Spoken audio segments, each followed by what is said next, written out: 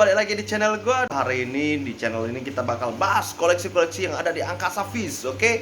Di home store-nya Angkasa Fish. Kita mulai dari depan, Ceki Bro.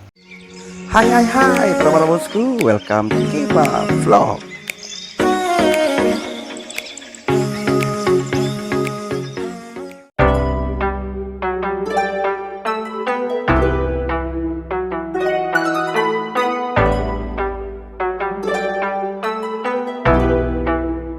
Oke, yang pertama kita baru masuk dari pintu ini, kita udah disambut sama si Barito.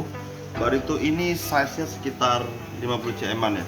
Jadi red Barito ini adalah red Barito yang sempat dibeli oleh Dr. Hendra, gue buyback lagi.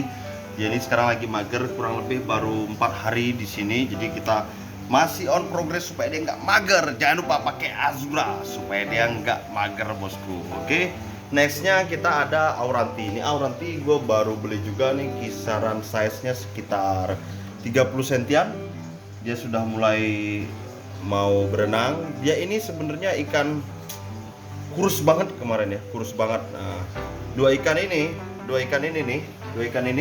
gue beli bersamaan. Waktu itu gue pengen punya Barito yang besar buat maskot Angkasa Fish. Jadi kalau kalian masuk ke home store yang Angkasa Fish nih ya, kalian begitu masuk dari sini langsung disambut sama Barito dan Auranti. Dan masih banyak lagi sebenarnya koleksi-koleksi cananya. Jadi kita bahas satu persatu. Nah, yang pertama, Red Barito ini. Red Barito ini dia hidup di sungai di Kalimantan Utara ya. Kalimantan Utara, Kaltara. Jadi dia ini adalah spesifik ikan Barito. Dia ini jenis yang red, dia super banget rednya. Dia kalian bisa lihat sini merah banget warnanya ya bosku ya. Terus dia ini punya karakter yang sebenarnya cukup sulit untuk dijinakkan, diaktifkan supaya dia aktif apa segala macam, itu cukup sulit ya.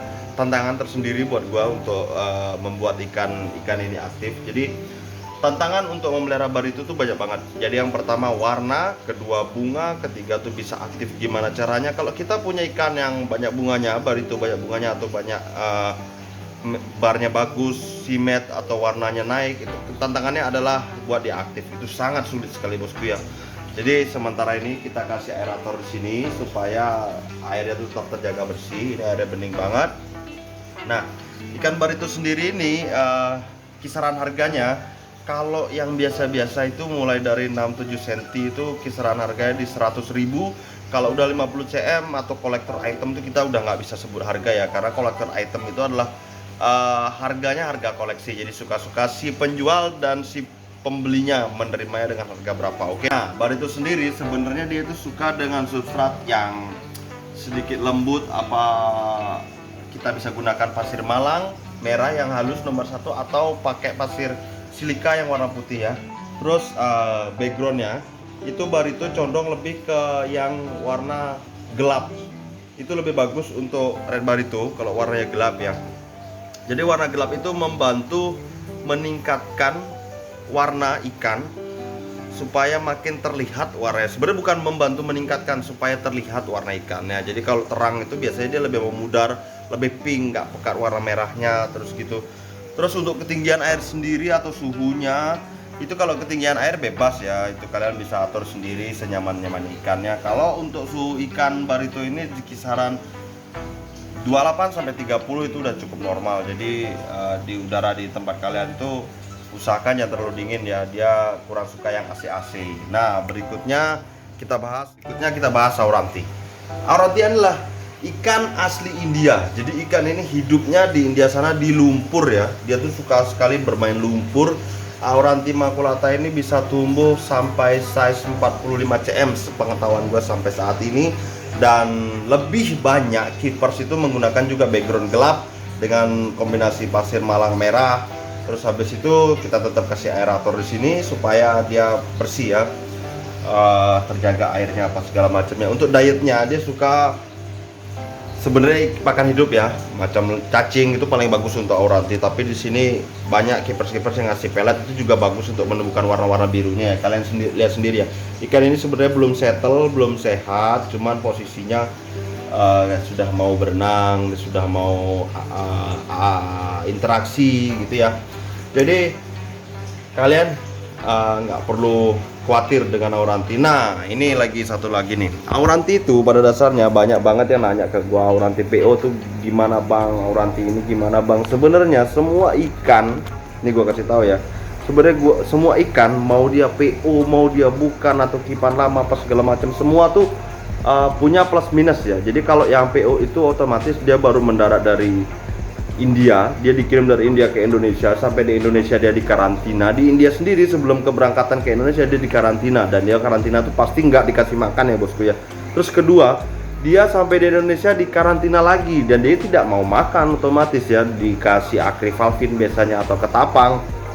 Terus dikondisikan dengan air Indonesia. Nah itu yang sulitnya. Jadi ikan PO itu sulitnya mengadaptasi dari asalnya. Air asalnya itu punya pH yang berbeda dengan Indonesia, punya suhu yang berbeda, tapi iklimnya hampir sama sih. India dan Indonesia tuh iklimnya hampir sama, subtropis gitu ya.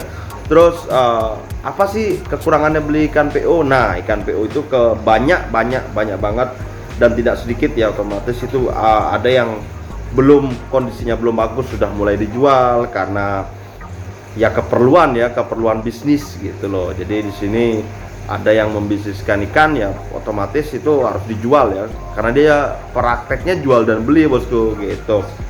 Terus untungnya apa? Untungnya ada beli ikan PO. Kalau kita dapat yang bagus, sudah kondisinya bagus, itu kita sangat beruntung karena dengan harga yang cukup terjangkau nih ya. Sekarang kisaran Auranti itu pasarannya di harga 400 sampai 1.500.000 kalau ikan PO biasanya ya. Itu sangat terjangkau banget ya.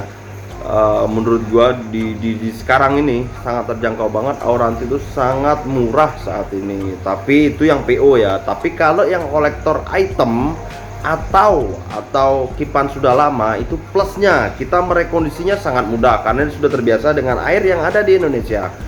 Terus kedua, dia sudah otomatis sudah tidak kurus banget ya, kayak ikan gua kemarin ini kurus banget datangnya ya.